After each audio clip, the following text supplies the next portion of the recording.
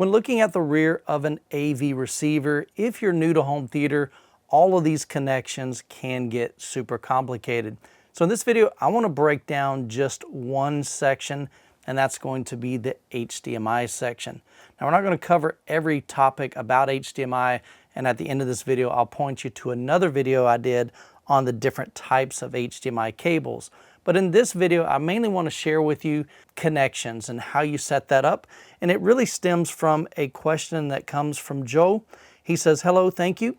Question, which HDMI input do you connect the Apple TV on the back of a Denon or Marantz receiver? So great question here, Joe. So the first thing we want to do is notice that this is broken down into a section. You can see the white square that goes around all of these here. It also has a black background, and then you'll notice these three connections right here, these three HDMIs have a white background. And so Denon and Marantz have done a great job, and other brands as well, of doing their best to show you physically there are some differences here. And so the first thing that we see is we've got numbers. Number 1, 2, 3, 4, 5, 6, 7. These are HDMI inputs. And so basically, these are different places that you can connect devices. Maybe a cable satellite, maybe a media player, maybe a Blu-ray player, maybe a game system. That could be maybe an Xbox. This one says Game 2. That could be a PlayStation. Auxiliary, which is just additional. But we also see that right here, these are assignable. Now, not every AVR is assignable, and I'm going to take you inside the menu later on in this video, and I'll show you what it means to assign an HDMI, and we can actually even rename these. But let's say in your setup, the only source, the place that provides movies and music for your system is your Apple TV. And so let's say on the other end of this HDMI cable, it's connected to our Apple TV. So where in here do we connect that? Well, truthfully, we can connect it into any one of these 7 inputs. Doesn't really matter. For me, I would just connect it into the HDMI 1. So again, it says cable satellite, but in the AVR, we can rename it to say Apple TV, and I'll show you that in just a little bit.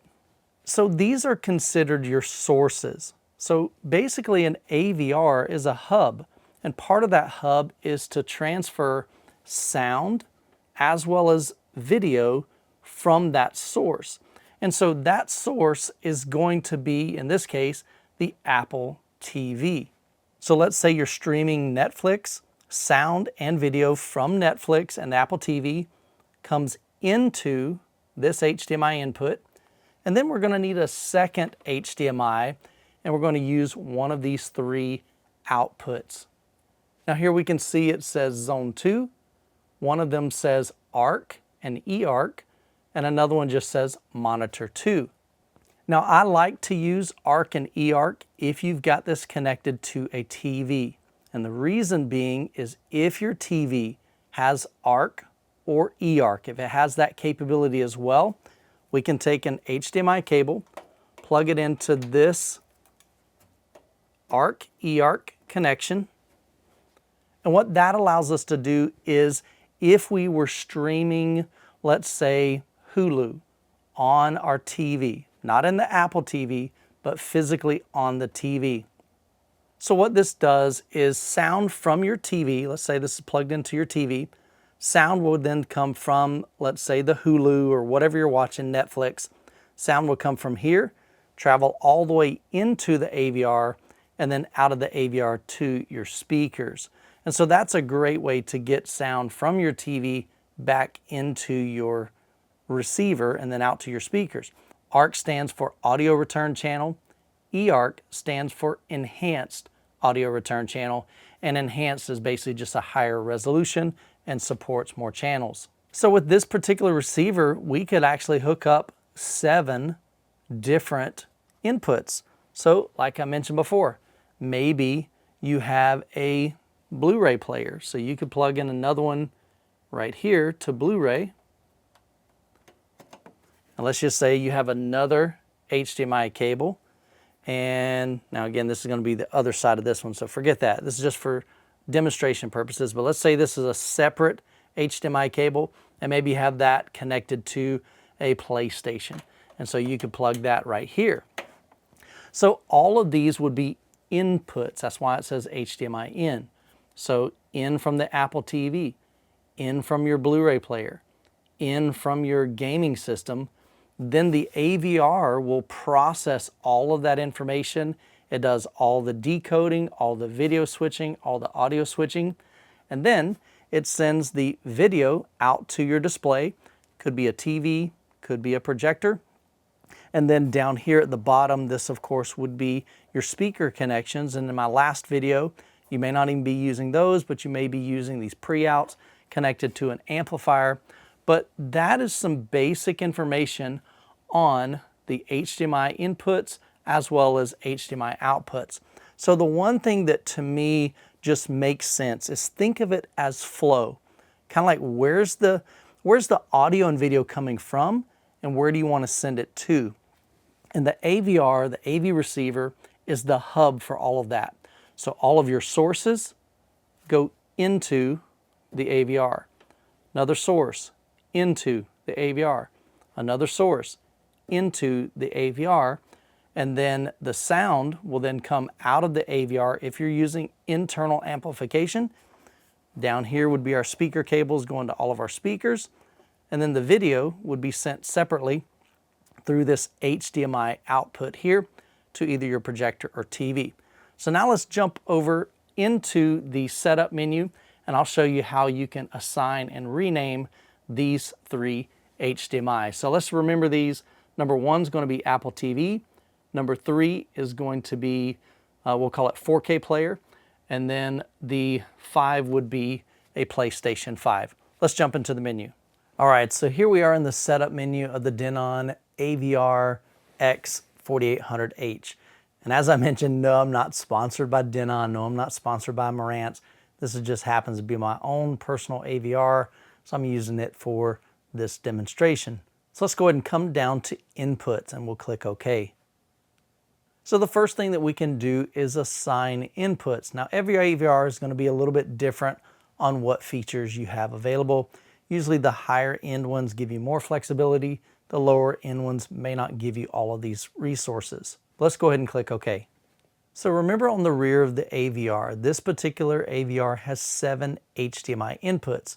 And here on the left you can see those. Cable satellite, media player, Blu-ray, Game 1, Game 2, aux 1, and aux 2. These are the 7 HDMI inputs that we saw on the rear of the unit, and you can see those numerical values right here, 7, 6, 5, 4, 3, 2, and 1. Now you do have the ability to change your HDMI input assignments here. So you could click on here and you could move the cable satellite to say HDMI 3, and then maybe we'd come down here to Blu-ray and change that to 1. I personally have never found a need for that, so I'm going to go ahead and put these back to HDMI 3 and put this to HDMI 1. What I have made changes are how that is connected. So over here to the very far right, you can see if we're using HDMI, the easiest thing to do is just set this to auto. It's going to automatically detect that HDMI input, and it's going to allow sound to be able to travel through and from, as well as video through that input. But if you know that your cable satellite is utilizing HDMI, you could set that to HDMI right here. I'm going to go ahead and change that back to auto. So now let's see how we change the name of these actual inputs. Remember, we said HDMI 1, which on the back it says cable satellite, was actually our Apple TV 4K player. Down here on HDMI 3 was a Blu-ray, but let's just say that was a 4K player. And then on HDMI 5, that was a PS5. So let's go rename them. To do that, we're going to hit back on the remote, and then we're going to come down here to Source Rename. So here on this screen, you can see the default name is on the left, and the name that we want it to display when we select that input on the remote is going to be over on the right.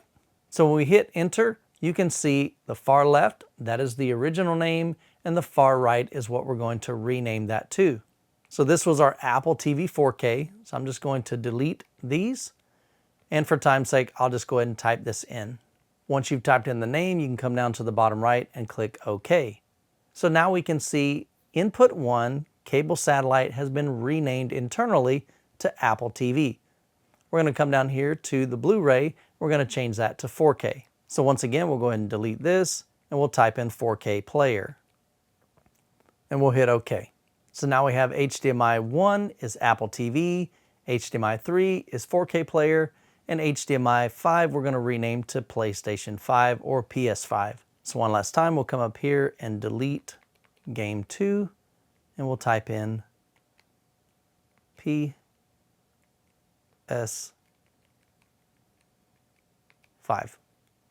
Come down here to the bottom and click OK. So now whenever you select Input 1 or Cable Satellite, let's say from your remote, on your display, you'll see it say Apple TV, and on the front of the unit, it'll say Apple TV.